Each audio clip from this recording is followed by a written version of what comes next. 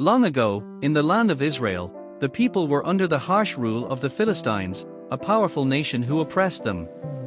The Philistines made life hard for the Israelites, taking their lands, stealing their harvests, and treating them as servants. But God had a plan to help Israel. And it all began with the miraculous birth of a child named Samson. Samson's mother was a kind, God-fearing woman, but she had one sadness that burdened her heart: she had never been able to have children. But one day, as she was alone in the fields, an angel of the Lord appeared to her. His presence was bright, and his words filled her with wonder. The angel told her, "Do not be afraid. God has chosen you to bear a son. This son will be special, for he will be dedicated to God from birth, and he will begin to free Israel from the Philistines." The angel gave her specific instructions. This child would live under the Nazirite vow. He was not to drink wine or strong drink, touch anything unclean, or cut his hair.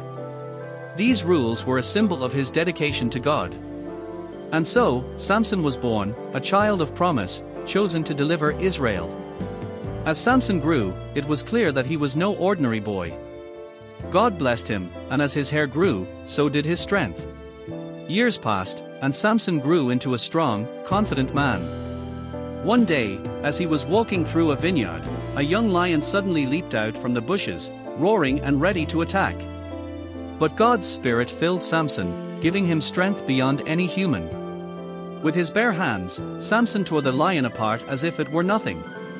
He left its body there, but this moment marked the beginning of many feats of strength that would strike fear into the Philistines. Sometime later, Samson returned to the spot where he had killed the lion.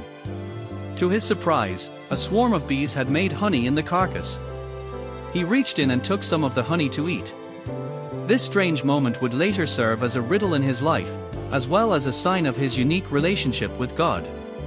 Despite his calling to free Israel, Samson was drawn to the Philistine people, even choosing a Philistine woman as his wife.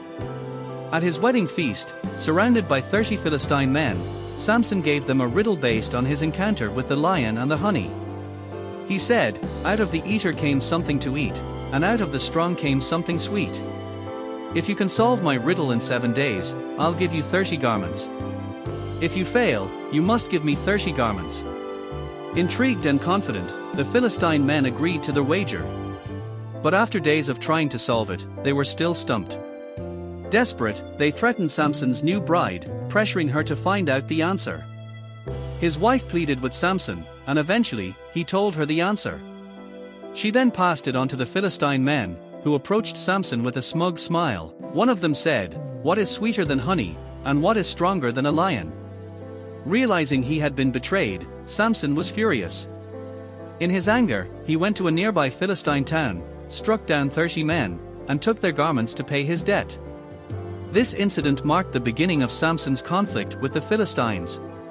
Years later, Samson fell in love with another Philistine woman named Delilah. But while he saw her beauty, he didn't see the danger ahead.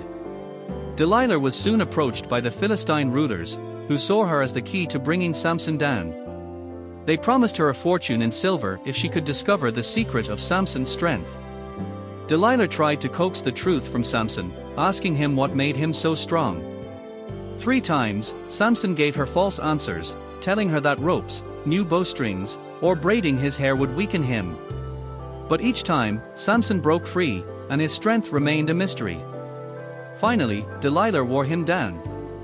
Samson, deeply in love and weary of her pleading, revealed his true secret: "My strength lies in my hair.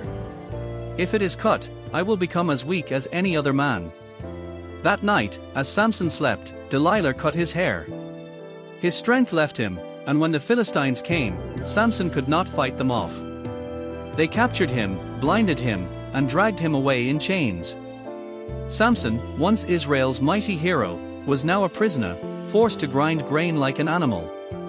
But in his suffering, Samson's heart turned back to God. He realized he had relied on his strength rather than God's will, and his pride had led him to a tragic fall. Yet, as his hair began to grow, so did his faith.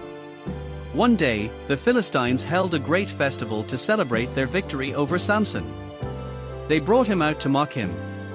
But Samson, though weakened, had one final request. He prayed to God, asking for strength just once more.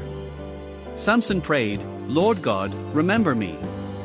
Strengthen me just this one last time, so that I may take vengeance on the Philistines for my blindness." God heard Samson's prayer.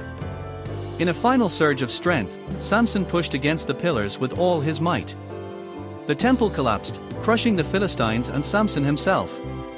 In his final act, he defeated more Philistines in his death than he had during his life. Samson's life was marked by incredible strength and tragic mistakes. He was chosen to be a hero, but his choices often led him astray. In the end, he found redemption, reminding us that true strength comes not from power, but from humility and faith in God. Samson's story teaches us that even in our lowest moments, we can turn back to God. And no matter how far we may stray, God's love and forgiveness are always within reach. May we all find strength through faith, courage, and a humble heart.